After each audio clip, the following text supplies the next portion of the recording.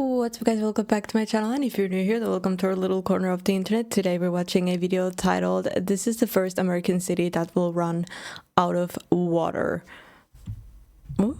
Without further ado, let's see what this video is about. This is your neighborhood, and then this is what's all around.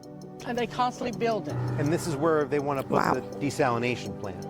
Yeah. Over to the right, down that street. That water is for the refineries and industry. It's not fair. It's just not fair. This town with 500,000 residents is about to completely run out of water. Our main water sources, they are more than 90% empty, which is insane. Corpus Christi is running out of water, but how bad is it? Officials are warning that that city could face a water emergency. Who's to blame? That question is at the center of this latest battle in Texas's water wars. On one side are residents who are being ordered to curtail their water usage as the city nears a water emergency.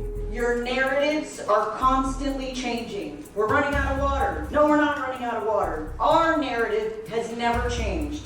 And on the other side of the fight, giant oil, What? gas, and petrochemical companies wielding their power over local lawmakers. Are your members willing to shut down operations if there is a severe emergency that's declared? Well, they never want to shut down operations. Of course I not. came to Corpus Christi during a critical time as city council, state, and federal lawmakers have to figure out how to navigate their way out of this urgent crisis. We don't matter to them. All we are is just a location. We're a pot of gold that they want. This is wild. I mean, I didn't expect to see a video like this at all.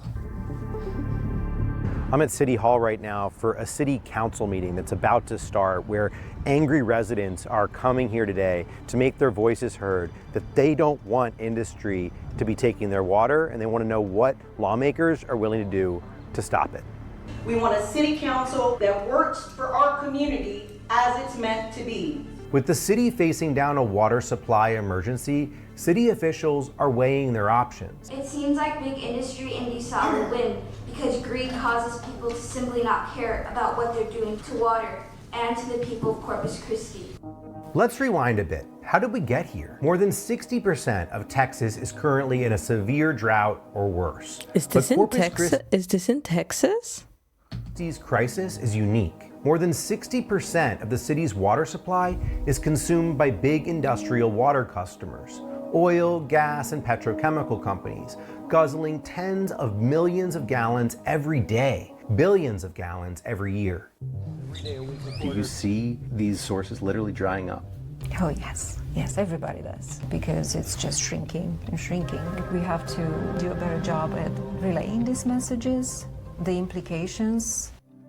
Lifelong resident Mona Lytle says big industry's water use is driving people out of her neighborhood. This way they can make us go away and disappear and say it was because of a need of water. But how can you say that when you constantly give an industry first deal of water?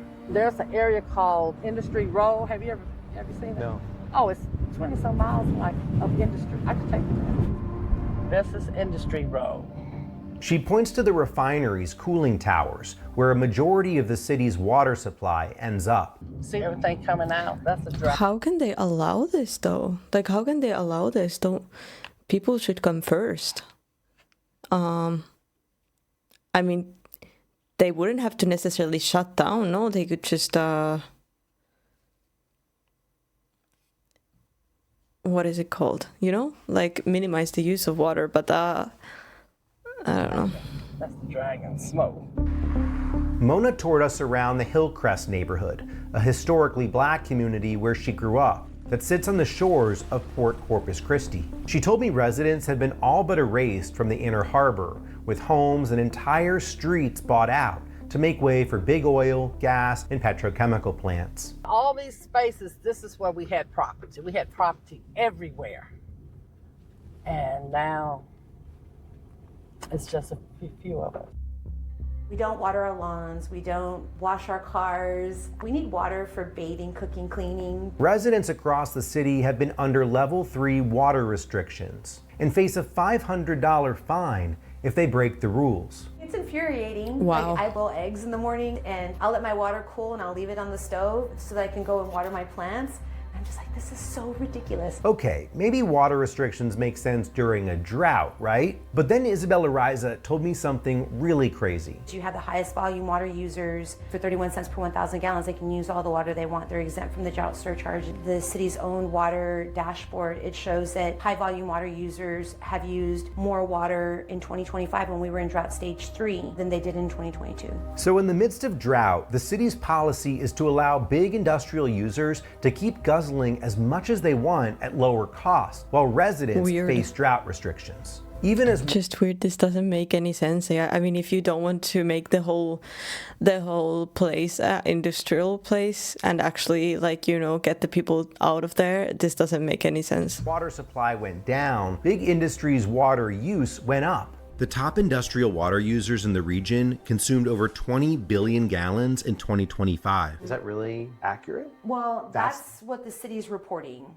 And get this, one of the largest water users is also one of the newest to come online. ExxonMobil and the Saudi state oil company got city officials to sign over a large portion of their water to build a $10 billion plant to make plastics from methane gas. It opened in late 2021. And another company, Steel Dynamics, also a big water user, opened around the same time. Collectively, these 6 corporations are some of the highest volume water users in Corpus Christi, using nearly 57 billion gallons of water in a 3-year period alone, over 3 times that of Corpus Christi's residential water users.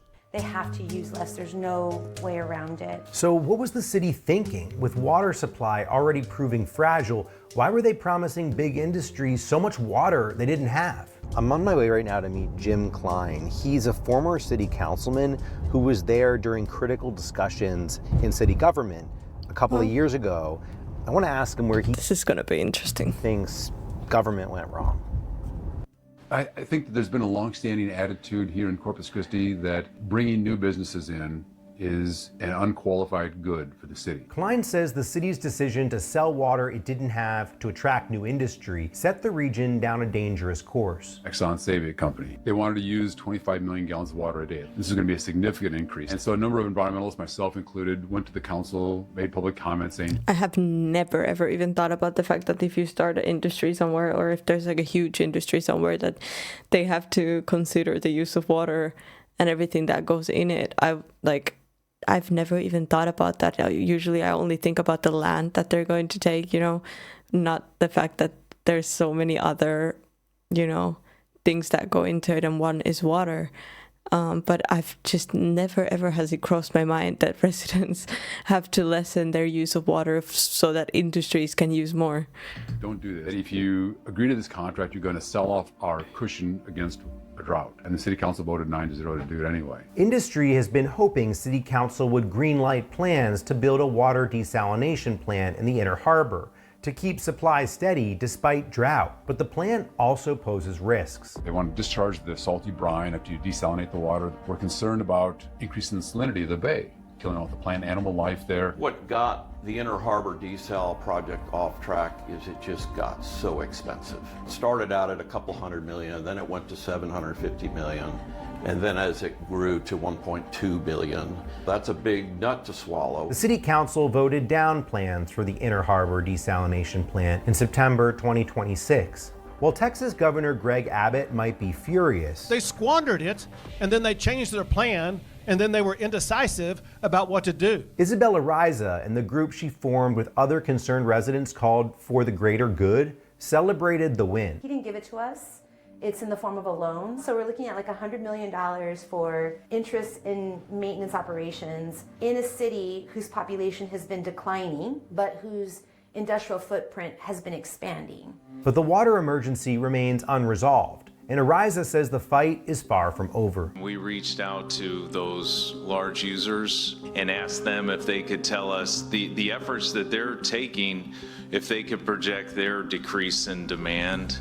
They were a little hesitant to give it. They won't give it directly to us, proprietary information. She showed me where big industry is putting their money. The last election cycle, there was this PAC that was formed called the Coastal Bend Coalition, and you'll notice it says, right, responsible government for the Coastal Bend. This is how much they have in expenditures This was for through 2024, so that was that election cycle. It's $250,000 to city council members. Yes. What they did is they even put together a list of candidates that they endorsed, and they flooded the different positions on the city council. I'm on my way to meet Roland Barrera right now. He's a city councilman, and he's one of the staunchest supporters of big industry. I want to see what he thinks about the crisis. We need to recognize our identity and understand that in order for us to retain that industry, we need to be competitive when it comes to water. Water is a commodity. As Barrera spoke, I recall. But how far do you want to take it though? Former Councilman Jim Klein had said the exact opposite. Many times they refer to water as a commodity. We can't think about it that way. It's a resource, an increasingly scarce resource. So in your view, industry should take as much water as they need? If we want that to be part of our economy, and that's who we want to identify with, then we need to be able to provide that resource. Barrera supported the. No, that is not the. Does he hear himself? That's not logical in any way. Like, everything and everyone has levels in this life. You can build yourself up there by bettering, the resources or finding a way to be able to provide more, but you can't do that. You can't do that. It's just not logical. It's not logical. I understand the need to want to be able to have that in your economy, but in the long run, it's not sustainable. And that's just logic. just logic. I mean, if I have a bag and I can fit 5 apples there, then I'll take 5 apples. I can't take 10 apples because they won't fit. But while I have those 5 apples, I can work my way to have a bigger bag and have the 10 apples, but I can't. You could just... ExxonMobil Saudi Plastics deal, as well as Steel Dynamics, and voted in favor of the desalination proposals. Do you understand why residents reject that idea? I do. I understand their concerns. Once again, what we have to recognize... Their concerns is not a concern. It's something that's happening in front of your eyes, sir. So we've got to solve this problem. We need to either decide, are we an industrial community or not? Even if a desalination plant gets approved and built, it wouldn't solve Corpus Christi's water shortage in the short term. It's going to be tough. It's going to be real tough. Civil engineer John Michael is working on groundwater projects. It's his 4th drought, but says this is the worst he's seen. I wake up in the middle of the night thinking about this problem, almost every night. So this is your plan for emergency wells? We're drilling emergency wells along the Nueces River. The city is working to secure leases with private landowners to pull water from their wells and add additional volume to the city's water supply. From private landowners. What this map is here is a series of landowners. He says desalination should never have been the city's first step to address drought. It's going to be your most expensive water. That's why there's only 2 of them in the United States, one in Carlsbad and one in Tampa. We really should have been focused on groundwater to diversify our system over the last 20 years.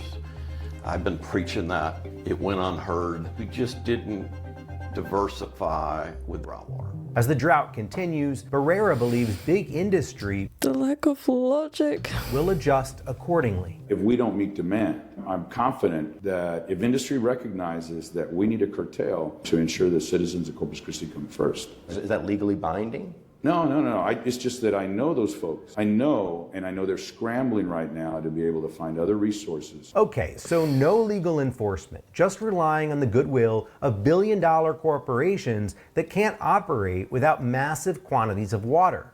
Will that be enough? I went to see Bob Paulison, who heads up the... I'm so disappointed about this video. I was just like, what? But I don't know. Maybe I'm wrong. I could be wrong. I could be wrong. Maybe I've never run a whole place, but I don't know. If my logic says this is no good, Industry group representing many of the big oil, gas, and... The apples are just gonna fall everywhere, and then it's gonna be a mess. And then who's gonna pick it up? Because not him. Plastic companies to ask them directly what the companies themselves are willing to do. Hey, Bob. Dan, how you doing? Good. Nice to meet you. Nice to meet you. Are your It's not their fault. willing to shut down operations if there is? It's not their fault at all. It's not their fault. I mean, it's not their fault. They won't have to shut down. Why would they have to shut down? Because someone wanted to take on more than what they could. I mean, it's not their fault. But it's A severe emergency that's declared? Well, they never want to shut down operations. And they're going to extreme measures right now to figure out how they continue to operate, even if this condition persists and we advance into a level 1 water emergency. These plants represent tens of billions, probably tens and tens of billions of dollars of investment. They're doing everything that they can to avoid shutting down. I mean, time is up. No, it's not up yet. The city manager just shared while we were here, the latest reports are that we could be in an absolute emergency. It's important to not overreact to every bit of information that appears in the media. This wasn't the media. This was from. Oh no! I hate confrontation. I hate I'm uncomfortable. Government officials sharing scientific reports saying their predictions show this region could be out of water. If certain things don't happen, it could be 2 months. That's right. But it's not a lot of time. You say we have time. Well, I didn't say we had a lot of time, but you said we're out of time, and I said we're not out of time yet. We're not out of time until we're out of time. Isn't that the attitude that's gotten us here? That we're not out of time. We're not going to shut these things down until we have to shut them down. The commitment is to not shut down operations. There may come a time where that there's no other option for that, but we are not there yet. The only way to force industry to curtail its water use is I don't think he's only in charge of like if it's shut down or not, but this is uncomfortable. if the city manager declares a level 1 water emergency. So I went to meet the man himself, Peter Zanoni, who's been giving weekly updates on the city's efforts to increase water supply. Are you prepared to tell the large industrial users that they have to curtail? They have to use less water starting right now? What we're trying to balance is we're trying to protect our local economy. Well, that's why we're not in any rush to call an emergency. Zanoni supports the desalination projects and sees it as a necessary part of the solution to the crisis, along with expanding groundwater projects and other initiatives. We need financial help. I don't think the local ratepayers can afford to pay for water, even for ourselves, given the cost for water today. No, it's not that we don't want people to be able to work, but we need water to live, right? And the fact that we live in a country that is supposed to be great, and that you have some of the richest corporations that are outside our city limits, and here we are with crumbling infrastructure and libraries. Our schools are underfunded. Like, that's directly because what industry wants, industry gets from our elected officials, and that needs to change.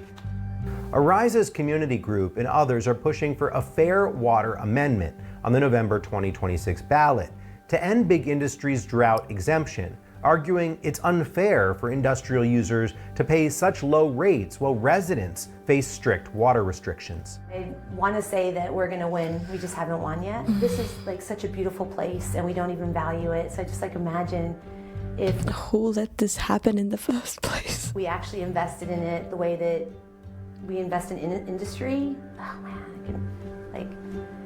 what could this place be? You know, so that's why I do it. We are citizens of Corpus Christi, Texas. We are here to survive, to live, to be happy. We are still here, and we're gonna fight. Why should we have to give up what we have? City officials continue to plan for a level 1 water emergency, while the state has responded by approving additional groundwater discharge from the western well field into the Nueces River. More permanent fixes remain elusive as the region faces a choice between big oil and gas and the petrochemical industry and residents. We're going to keep following this story. If you have any tips for us, please reach out at stories@perfectunion.us and continue to follow our reporting in the months to come. Before you go, please support our work by liking this video and subscribing to our channel. We're always looking to tell more stories like this one, unpacking economic systems that impact all of our daily lives. Are there other issues you want to see us cover? Sound off in the comments, and again, don't forget to like and subscribe. I feel like that was a very, very interesting video to watch for sure. I mean, I just never has like anything like this even crossed my mind, honestly, but it's just mind-boggling to me that it's gotten to this point.